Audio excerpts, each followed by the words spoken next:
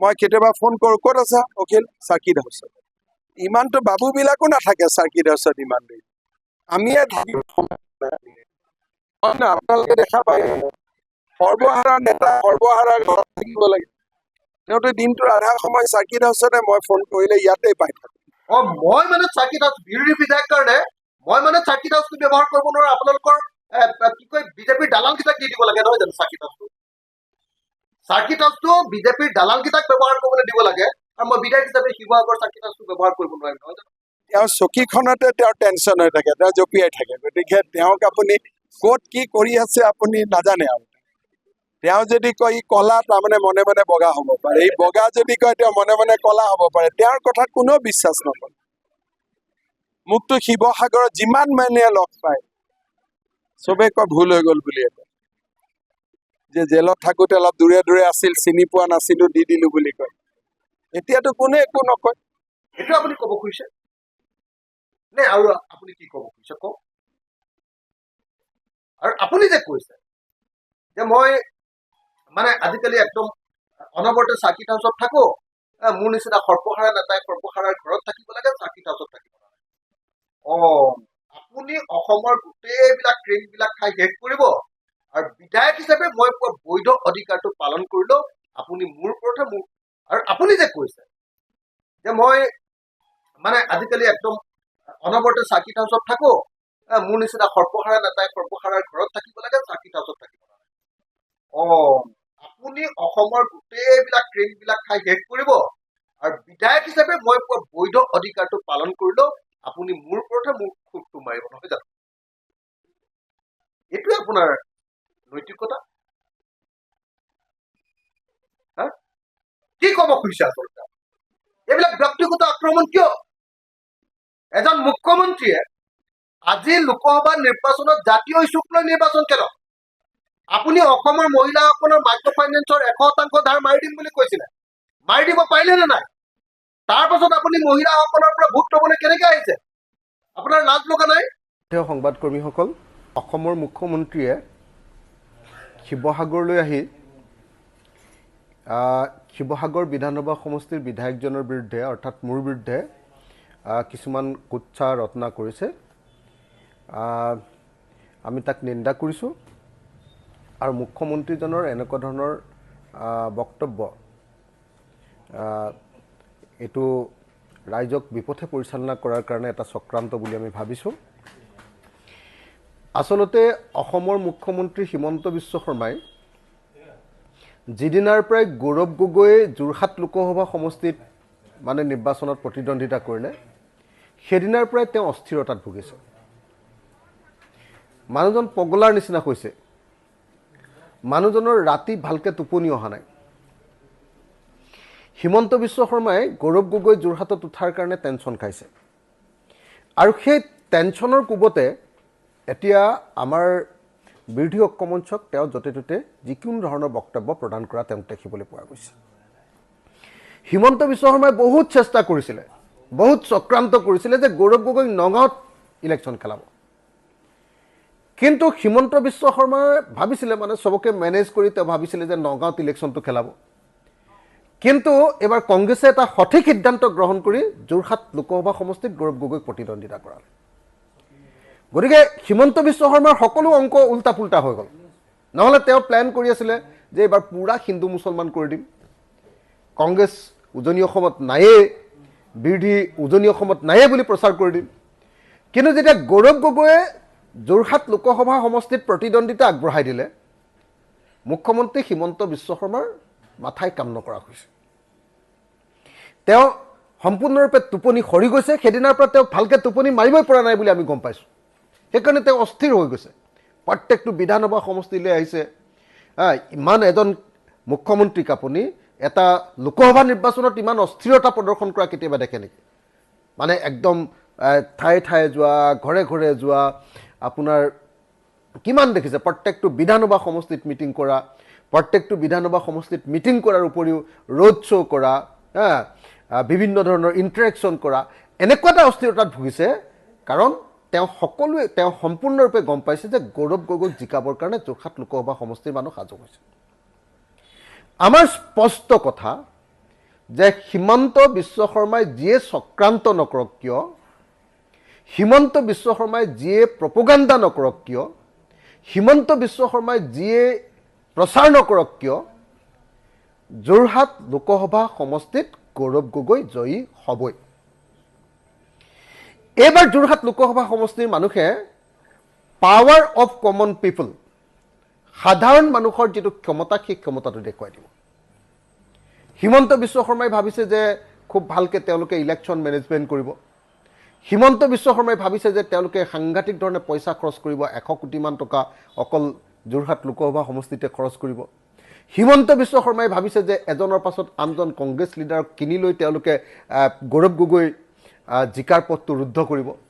কিন্তু তাৰ পাছতো যোৰহাট লোকসভা সমষ্টিৰ যিকোনো এটা এলেকালৈ আপুনি যাওক, গাঁও এলেকালৈ যাওক, নগৰ এলেকালৈ যাওক, চাহ বাগান এলেকালৈ যাওক, ট্ৰাইবেল এলেকালৈ যাওক, যিকোনো এলেকালৈ যাওক, সকলো মানুহে এটা স্বৰতে কথা কোৱা শুনিবলৈ পোৱা গৈছে যে গৌৰৱ গগৈ যোৰহাট লোকসভা সমষ্টিত জয়ী হ'ব। এইটো দেখি এইটো শুনি, এইটো অভিজ্ঞতা পাই মুখ্যমন্ত্ৰী হিমন্ত বিশ্ব শৰ্মা অস্থিৰতাত ভুগিছে। তেওঁ পগলা হোৱাৰ নিচিনা হৈছে, তেওঁ ৰাতি টোপনি নহা হৈছে। তেওঁ যিদিনাৰ পৰা গৌৰৱ গগৈ আচলতে নিৰ্বাচনত প্ৰতিদ্বন্দ্বিতা কৰিলে, সেইদিনাৰ পৰা তেওঁ শুব পৰা নাই। গতিকে তেওঁ এনেকুৱা ধৰণৰ আবুল তাবুল বক্তব্য বিভিন্ন ঠাইত প্ৰদান কৰি থকা আমি দেখিবলৈ পাইছোঁ। তেওঁ গোটেই নিৰ্বাচনটোত আপোনালোকে দেখিছে নিশ্চয় যে গোটেই বিধানসভা নিৰ্বাচনটোত এটা জাতীয় ইছ্যুক লৈ নিৰ্বাচন হৈছেনে? কেৱল ব্যক্তিগত আক্ৰমণৰ বাহিৰে বিজেপি দলে এতিয়ালৈকে কোনোবা এটা জাতীয় ইছ্যুত স্পষ্ট কিবা কথা কৈছেনে? তেওঁলোকে কাক সমৰ্থন কৰে? CAA কাক তেওঁলোকে সমৰ্থন কৰে? কাৰ সমৰ্থন কৰি বিদেশী আমি আনিমেই বুলি তেওঁলোকে ভোট নিবিচাৰে কিয়? এইটোহে তেওঁলোকৰ জাতীয় স্থিতি। তেওঁলোকৰ স্থিতি হ'ল যে বিদেশী আনিবই, অসমলৈ বিদেশী আনিবই। সেই জাতীয় ইছ্যুক লৈ তেওঁলোকে ভোট বিচাৰক না। তেওঁলোকে 6 জনগোষ্ঠীৰ জনজাতিকৰণৰ কথা কৈছিলে। 6 মাহৰ ভিতৰত অসমৰ 6 জনগোষ্ঠীৰ জনজাতিকৰণ কৰিম বুলি নৰেন্দ্ৰ মোদী ডাঙৰীয়াই প্ৰতিশ্ৰুতি দিছিলে 2014 চনত। এতিয়ালৈকে 6 জনগোষ্ঠী নহ'ল। তো সেই বিষয়টোক লৈ তেওঁলোকে কওক যে 6 জনগোষ্ঠীক আমি জনজাতিকৰণ নকৰোঁ বিজেপি চৰকাৰে, আৰু তোমালোকে ভোট দিবই লাগিব আমাক, এইবুলি তেওঁলোকে কেম্পেইন কৰক জাতীয় ইছ্যুক লৈ। বিজেপিয়ে ঘোষণা কৰিছিলে যে অসমক বানমুক্ত কৰি দিব, বানমুক্ত, বানপানীৰ পৰা সম্পূৰ্ণৰূপে মুক্ত কৰি দিব। এতিয়া তেওঁলোকে বানমুক্ত কৰিব নোৱাৰিলে। এইবাৰ শিৱসাগৰ বিধানসভা সমষ্টিত ব্যাপক ৰূপত বানপানী হ'ল 2023-24। তো তেওঁলোকে কোনো ব্যৱস্থা গ্ৰহণ কৰিব নোৱাৰিলে। তো গতিকে এতিয়া বানপানী যে তেওঁলোকে কৈছিলে যে অসমক বানমুক্ত কৰিব, এইটো আছিলে আজি অহা গৃহমন্ত্ৰী অমিত শ্বাহৰ বক্তব্য। সেইটো কৰিব নোৱাৰিলে। এই জাতীয় ইছ্যুক লৈ সেইকাৰণে তেওঁলোকে ইলেকশ্যন খেলিব নোৱাৰে। সেইকাৰণে তেওঁলোকে ব্যক্তিগত আক্ৰমণ, কেতিয়াবা ভূপেন বৰাক আক্ৰমণ, কেতিয়াবা অখিল গগৈক আক্ৰমণ, কেতিয়াবা গৌৰৱ গগৈক আক্ৰমণ, এনেকৈ তেওঁলোকে কেৱল আৰু কেৱল ব্যক্তিগত আক্ৰমণেৰে নিৰ্বাচনটো পাৰ কৰাব কৈছে। আমি সেইকাৰণে চেলেঞ্জ কৰিছোঁ, আমি প্ৰত্যাহ্বান জনাই কৈ আছোঁ যে তোমালোকে জাতীয় ইছ্যুক লৈ নিৰ্বাচনটো খেলা। মুখ্যমন্ত্ৰী হিমন্ত বিশ্ব শৰ্মাৰ কেইটামান প্ৰতিশ্ৰুতি আছিলে ন অসমৰ প্ৰতি। 2016 চনত সৰ্বানন্দ সোণোৱাল আৰু হিমন্ত বিশ্ব শৰ্মাই কি কৈছিলে যে অসমত 23 লাখ নিবনুৱা আছে, আৰু আমি বিজেপি দলে, তেওঁলোকে কৈছিলে যে বিজেপি দলে 100% 23 লাখ নিবনুৱাক নিযুক্তি দিব, কৰ্মসংস্থাপন দিব, এই কথা কৈছিলে। এতিয়া হিমন্ত বিশ্ব শৰ্মা চৰকাৰৰ দিনত 23 লাখ নিবনুৱাৰ সংখ্যা বাঢ়ি গৈ 32 লাখ হ'ল। চৰকাৰে নিজে এই তথ্য আমাক দিছে, বিধানসভাত সেই তথ্য আমাক দিছে। 23 লাখৰ পৰা 32 লাখ হ'ল, প্ৰায় 10 লাখ নিবনুৱা বৃদ্ধি পালে হিমন্ত বিশ্ব শৰ্মা চৰকাৰৰ দিনত। এই জাতীয় ইছ্যুটোক লৈ তেওঁ নিৰ্বাচন খেলকচোন যে মোৰ দিনত 23 লাখ নিবনুৱা হ'ল, আৰু মই কি কয় মোৰ দিনত 32 লাখ নিবনুৱা হ'ল, আৰু এই 32 লাখ নিবনুৱাকে তেওঁলোকে সংস্থাপন দিম বুলি এতিয়া নিৰ্বাচন খেলক। কোনো জাতীয় ইছ্যুক লৈ ইলেকশ্যন খেলিব নোৱাৰে। কিন্তু কেৱল ব্যক্তিগত আক্ৰমণ। শিৱসাগৰলৈ আহিলে কৈ থৈ গ'ল যে অখিল গগৈক বেয়া পাইছে মানুহে শিৱসাগৰ বিধানসভা সমষ্টিৰ, আৰু তেওঁক বোলে কোনোবা মানুহে কৈছে যে অখিল গগৈক আমি কিয় যে জিকালোঁ, এতিয়া আমি পস্তাই আছোঁ। তেওঁ মানুহৰ নামটো কোৱা নাই, কোন মানুহে তেওঁক অখিল গগৈ জিকাৰ কাৰণে পস্তালোঁ বুলি কৈছে, সেই কথাটো তেওঁক এতিয়ালৈকে কোৱা নাই। আমি প্ৰত্যাহ্বান জনাইছোঁ যে অসমৰ যিকোনো এটা বিধানসভা সমষ্টিত এজন বিধায়কৰ বিৰুদ্ধে যিমান এণ্টি ইনকামবেঞ্চি থাকে, শিৱসাগৰ বিধানসভা সমষ্টিত সেইটো আছেনে নাই তেখেতে এবাৰ নিজে আহি লক্ষ্য কৰক। ভাঙি লৈ আপুনি যে ৰাজদালান এটা বনাইছে সেইটো এৰি দিয়ক। আপুনি যে এই গোটেই ব্ৰহ্মপুত্ৰ গেষ্ট হাউচ, তাৰপিছত এইটো কি কইনাধৰা গেষ্ট হাউচ, ইমান যে একদম বিৰাট বহুল 5 ষ্টাৰ হোটেলৰ নিচিনা যে একদম ৰেষ্ট ৰুম লৈ যে তাত যে মানুহৰ লগত কথা পাতে, এইটো বন্ধ কৰি দিয়ক। মই মানে চাৰ্কিট হাউচ বিৰোধী বিধায়ক কাৰণে মই মানে চাৰ্কিট হাউচটো ব্যৱহাৰ কৰিব নোৱাৰো। আপোনালোকৰ কি কয় বিজেপিৰ দালালকেইটাক দি দিব লাগে, নহয় জানো? চাৰ্কিট হাউচটো বিজেপিৰ দালালকেইটাক ব্যৱহাৰ কৰিবলৈ দিব লাগে, আৰু মই বিধায়ক হিচাপে শিৱসাগৰ চাৰ্কিট হাউচটো ব্যৱহাৰ কৰিব নোৱাৰিম, নহয় জানো? এইটো আপুনি ক'ব খুজিছে নে আৰু আপুনি কি ক'ব খুজিছে কওক? আৰু আপুনি যে কৈছে যে মই মানে আজিকালি একদম অনবৰতে চাৰ্কিট হাউচত থাকো, মোৰ নিচিনা সৰ্বসাৰা নেতাই সৰ্বসাৰাৰ ঘৰত থাকিব লাগে, চাৰ্কিট হাউচত থাকিব লাগে। আপুনি অসমৰ গোটেইবিলাক ট্ৰেইনবিলাক খাই শেষ কৰিব, আৰু বিধায়ক হিচাপে মই পোৱা বৈধ অধিকাৰটো পালন কৰিলেও আপুনি মোৰ ওপৰতহে মোৰ খুবটো মাৰিব, নহয় জানো? এইটোৱে আপোনাৰ নৈতিকতা। কি ক'ব খুজিছে আচলতে? এইবিলাক ব্যক্তিগত আক্ৰমণ কিয়? এজন মুখ্যমন্ত্ৰীয়ে আজি লোকসভা নিৰ্বাচনত জাতীয় ইছ্যুক লৈ নিৰ্বাচন খেলক। আপুনি অসমৰ মহিলাসকলৰ মাইক্ৰ' ফাইনেন্সৰ 100% ধাৰ মাৰি দিম বুলি কৈছিলে, মাৰি দিব পাৰিলে নে নাই? তাৰ পাছত আপুনি মহিলাসকলৰ পৰা ভোট ল'বলৈ কেনেকে আহিছে? আপোনাৰ লাজ লগা নাই? আপুনি যে এতিয়া মহিলাসকলক ব্লেকমেইল কৰি আছে, প্ৰত্যেকখন সভালে আপুনি যে এতিয়া আপোনাৰ দলৰ জৰিয়তে, আপোনাৰ অফিচাৰ বিলাকৰ জৰিয়তে, আপোনাৰ চৰকাৰী কৰ্মচাৰীবিলাকৰ জৰিয়তে এক যে নিৰ্দেশ দিয়ে যে বিজেপিৰ মিটিঙলৈ আত্মসহায়ক গোটৰ মহিলা যাবই লাগিব, আৰু যদি নেযায় গৈ লৈ ফটো দিব লাগিব, আৰু যদি নেযায় তেওঁলোকৰ চৰকাৰী আঁচনি কাটিব। এইটো কি কৰিছে মুখ্যমন্ত্ৰী মহোদয়? এইটো বৈধ নে অবৈধ? এইটো কৰাৰ অধিকাৰ আপোনাৰ আছে নে নাই? আপুনি অসমৰ মহিলাক আৰু কিমান ব্লেকমেইল কৰিব? আপুনি 10,000 মহিলাবিলাকক যে আত্মসহায়ক গোটৰ মহিলাক দিম বুলি কৈছিলে, দিলে নে? এতিয়া তেওঁলোককতো নিদিলে। এতিয়া আপুনি বিজেপিৰ মিটিঙত তেওঁলোকক অনাবৰতে 7খন 8খন 10খন মিটিঙত প্ৰত্যেক দিনে অহা যোৱা কৰাই আছে, নহয় জানো? মহিলাবিলাকক তেওঁলোকৰ হাতযোৰ চেণ্ডেল চিঙিব লাগিব, নহয় জানো? 10,000 টকা পাবৰ কাৰণে, চৰকাৰী টকা, ৰাইজৰ টকা, আপোনাৰ ঘৰৰ পৰাতো পইচা নিদিয়ে। মুখ্যমন্ত্ৰী মহোদয়, আপুনি কওক যে আপুনি যে এই যে ভুৱা অৰুণোদয় কাৰ্ড কিছুমান উলিয়াই আছে, ভুৱা অৰুণোদয় কাৰ্ড, যিখন ভুৱা অৰুণোদয় কাৰ্ডত পদুম ফুলৰ চিন আছে, অৰুণোদয় কাৰ্ডত ক'ৰবাত অৰুণোদয় ফৰ্মত ক'ৰবাত পদুম চিনৰ চিন থাকিব। আপুনি যদি ইমান ভয় খোৱা নাই, নিৰ্বাচনটোতো আপুনি 14খনে এখন জিকিম বুলি কৈ থাকে। যদি 14খন এখন জিকে, তেতিয়াহ'লে ইমান ভুৱা অৰুণোদয় কাৰ্ড আপুনি প্ৰকাশ কৰিবলগীয়া কিয় হৈছে?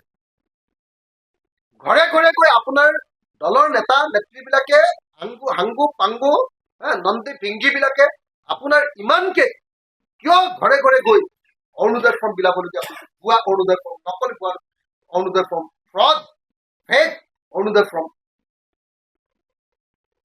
কিয় হৈছে? আপোনাৰ যদি পৰিস্থিতি ইমানেই ভাল, ৰাইজে যদি আপোনাক ইমানেই ভাল পায়, মোৰ যদি ইমানেই ইনকামবেঞ্চি আছে, মোক যদি ৰাইজে বেয়াই পাইছে, তেতিয়াহ'লে আপুনি কেম্পেইনিং কৰিব নালাগে, এনেই ভোট পাব। কিন্তু মোৰ সমষ্টিত আপুনি 2 নম্বৰী Arunodoy card, fake Arunodoy card কিয় দিছে? আমাৰ সিদ্ধান্ত হোৱা নাই নে যে ৰেচন কাৰ্ড থকা প্ৰত্যেকগৰাকী মহিলাই অৰুণোদয় পাব? তাৰপিছত আপোনালোকে ভুৱা ৰেচন কাৰ্ডখন কিয়, ভুৱা অৰুণোদয় কাৰ্ডখন কিয় উলিয়াইছে?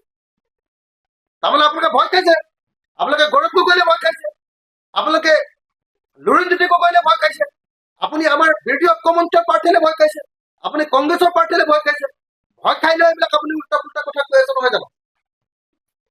অসমৰ মুখ্যমন্ত্ৰী ডাঙৰীয়া, বেলেগক কথা যি কয় কব, মোক এনেকুৱা ধৰণে ব্যক্তিগত আক্ৰমণ কৰি আপুনি কেতিয়াও নকৰিব। আপোনাৰ প্ৰত্যেকটো প্ৰশ্নৰ উত্তৰ বিধানসভাৰ ভিতৰতে হওক বা বিধানসভাৰ বাহিৰতে হওক মই দিবৰ কাৰণে সক্ষম। মই আপোনালৈ ভয় কৰা মানুহ নহয়। গতিকে অতি স্পষ্ট ভাষাৰে কৈছো, মুখ্যমন্ত্ৰী মহোদয়, মুখ চম্ভালি কথা কোৱাটো ভাল, সন্মান সহকাৰী কথা কোৱাটো ভাল, মিছা মিছিকে এনেই জোকাই নল'ব। জোকাই ল'লে কিন্তু আপোনাক পুলিচ টাৰ্গেট। ধন্যবাদ।